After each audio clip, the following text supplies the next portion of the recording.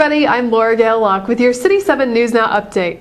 The Wichita Park and Recreation Department has been really busy working on a new aquatics master plan, and they're still looking for feedback from you. We have two guests here with us today. Seated next to me is Karen Holmes. She is our recreation superintendent, and we also have Brian Hill, who is our aquatic supervisor. Thanks for being here. Thanks. Thank you. Well, why don't you guys just start off by telling us a little bit about the plan?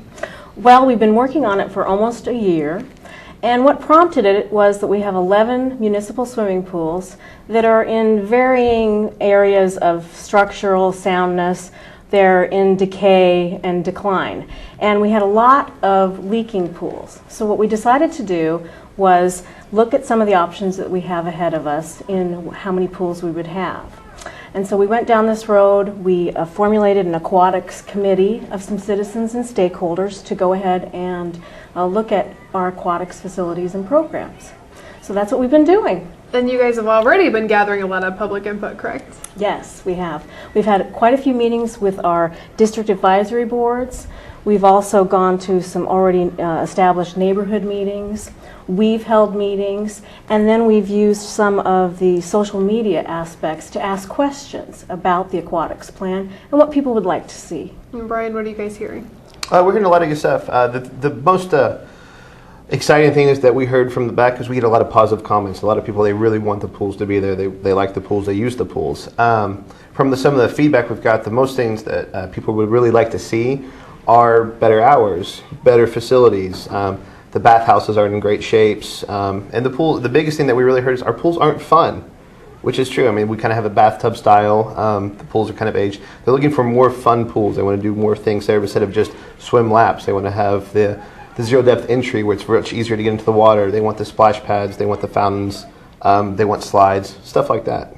And that's what you guys are calling a water park, is that correct?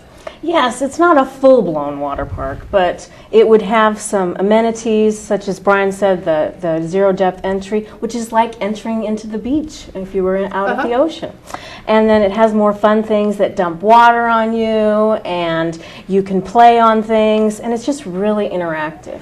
It also allows us to have multitask types of activities going on. You could have swimming lessons in one part of the pool, an aqua aerobics class going on, and some other things taking place all at the same time, which right now, with the tank style type of pools, we can't do that. We can usually just have one thing going on at a time. So. Okay. Yeah. And talk about the proposal that's currently on the table. How many water parks are you going to have, and how many pools will be closing?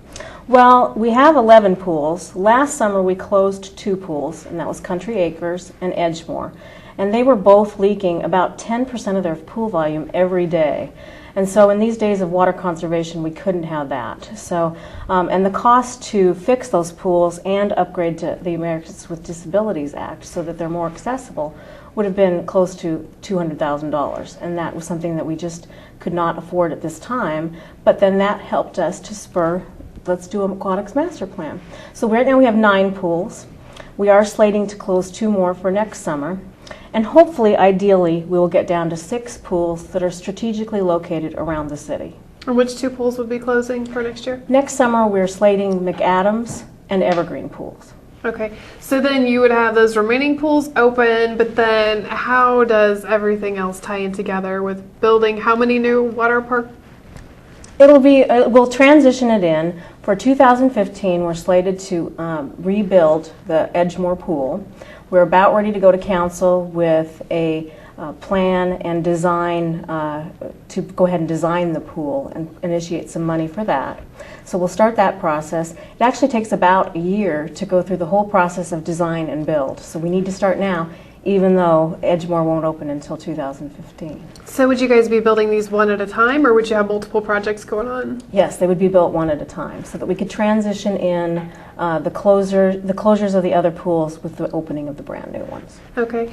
And then Brian, you guys have been seeing a drop in attendance, is that correct? As time's come by, the biggest thing that's hurt our attendance is that we've had to really kind of change our hours quite a bit. We've had to really reduce our hours of service. We've tried to be very flexible this year. This was the first year that we actually added Mondays back into the back into our regular open hours routine. So we're trying to see how that's going to end up this year. Try to bring in more groups on different times. But this year was a struggle. We had to limit some pools. We actually had to close them at 5 instead of keeping them until 6 or 7. And when you close them that early, you lose those people who get off work at 5. Before they don't have the opportunity to actually go to the pools. So I'm expecting to see a small drop in attendance this year. But we've kind of seen it go as we've had to close earlier, as we've lost days of operation. We've seen the attendance start to go down. Oh, so what did you mean when you were saying you lost certain days of operation? Well, as it goes by, I mean, the pools used to be open 7 days a week. Then most recently, they were all closed on Mondays. Like I said, this is the first year in 8 years that we've actually had the pools reopen again on Monday. But only some of them were opened. Some were closed. We had to kind of piggyback on different days. This pool in this area is open, this pool's closed, and then vice versa the next day. So we could still try to have coverage, but we're having to reduce our costs. So you guys have a pretty good plan in place right now. What are you still wanting public feedback on? Well, we'd like to hear about what people would like in the area of aquatics facilities, amenities they'd like to see, where the pools might be located if we were to close them, and just get some general feedback from folks. Mm-hmm. And how can they get involved and give you that feedback? They can reach me at my email address, which is kholmes, KHOLMES, @wichita.gov. And then I understand that you guys are also using Activate Wichita? Yes, we have a question on there right now about our Edgemore pool, and that's a good opportunity to get involved and to have dialogue with others about what's happening too. So I'm sure there's probably some people out there who are wondering, how much is this going to cost? Do you have a price tag yet for these new water parks? We're looking at a ballpark of between $4 and $6 million, depending on amenities. Obviously, with more amenities, it's going to cost more. So. And would that be paid from like general fund dollars, or? Yes, it would. It would be capital improvement dollars. Okay, so the next step then would be to get the city council to sign off on the plan? Yes. I know there's probably some people out there thinking, gosh, we have a lot of water parks with the YMCA all over town. Why do we need more? What would you guys tell those folks? Well, our niche in the community isn't just the fun water park aspect. One of the biggest things we do at our pools is we have really good swim lessons. We offer American Red Cross swimming lessons, and our attendance in those lessons has been extremely high. We have a really good group of staff that get trained on how to teach the lessons, and they do that. The drowning rates last year in 2012 saw an all-time high, a 10-year high around the country. And our biggest thing, our number one goal is we want every child to know how to swim. That's one thing we're trying to reach as many people as we can, because the kids need to know how to swim. And swimming, it's one of those skills kind of like riding your bike. It's just slowly becomes important to people. Kids are doing other things. They're not learning how to swim. We need to get them in the water. We need to teach them. And obviously, being a municipal government pool, we're not membership driven, so they're affordable lessons for folks to come out and do. And the sport of aquatics is actually a birth to grave activity. Everybody can do it, and it's a wonderful opportunity for exercise. Easy on your joints and a Yes, lot of it other good is. stuff. Yeah. Before we go, why don't you guys just kind of lay out the timeline and what's going to happen next? Well, we go to the park board in a few weeks, and the park board will review the final plan that we've put forth to them, and then after that, shortly thereafter, it'll go to the city council for review.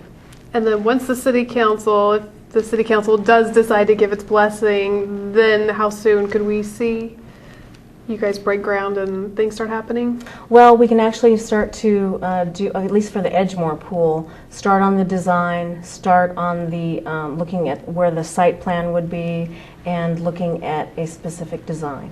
So at least probably 2 years away from being able to actually go there? Yes, okay. yes. 2015, the summer of 2015, we want to be open. All right. Anything else you guys want to add? It's been a great process. It's been very educational and very helpful getting out with the citizens and hearing a lot of good feedback from them about how to, things, they have good ideas on how to improve, things they'd like to see. And, no matter what happens with the process, I think we've learned quite a bit of it, and we really want to move forward with some of their recommendations and their feedback. Sounds like a very thorough process. Brian, Karen, thanks so much for being here and filling us in. Thanks. Thank you. And thank you for watching the City 7 News Now Update.